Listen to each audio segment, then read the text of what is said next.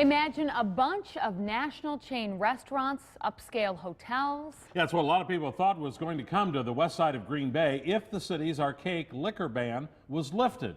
Well, it was lifted 7 years ago. So what happened to all that major development?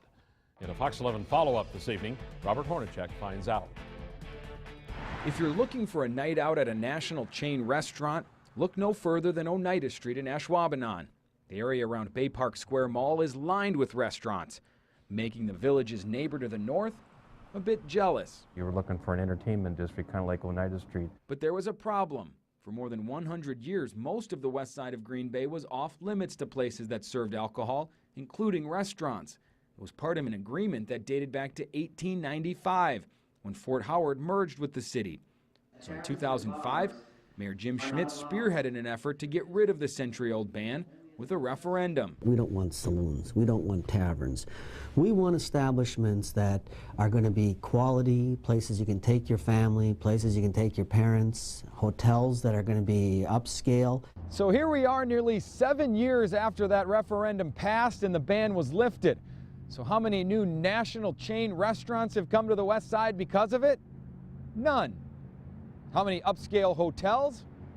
You guessed it, 0. What would you say to people who might look at this and say, it's been 7 years, where are those hotels? Where are those chain restaurants? Yeah, you know, look, people need to appreciate the last 7, 8 years. I mean, it's been difficult in this country, and, you know, we're doing okay here in Green Bay, but there just hasn't been a lot of development in the restaurant business. Today, only 6 businesses in that area on the west side have a license to serve alcohol. All of them were already in business before the referendum. There is one new restaurant under construction on the west side. It's on Dousman Street near Broadway.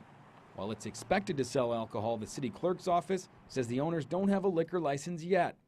One of the first businesses to serve alcohol on Military Avenue was the Bay Family Restaurant. Dan Burrich is the owner. Has it had an impact? Not a huge impact. Burrich says he's a bit frustrated with the lack of development, but understands these things take time, especially with the bad economy and the reconstruction of Military Avenue.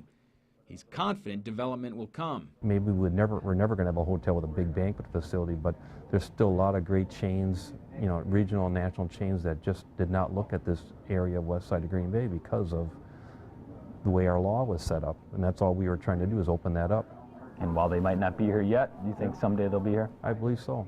The question is when. Brian Betcher is the president of the Military Avenue Business Association. We're looking in the long term. It will probably greatly aid development of Military Avenue.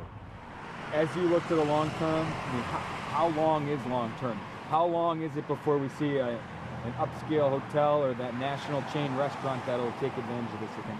Well, when there was a Corridor study done a couple years ago looking at development of Military Avenue, and at that time they kind of targeted 5 years is the shortest time frame, and in a lot of cases up to 20. And I will tell people that it's coming. Schmidt says lifting the liquor ban wasn't meant to turn things around immediately. Look, because it hasn't happened immediately, we're okay with that. I think the overall plan is to have some hospitality businesses on Military that serve food, entertainment, and can have a liquor license as well. So for now, that new liquor law has not brought any new developments to Military Avenue.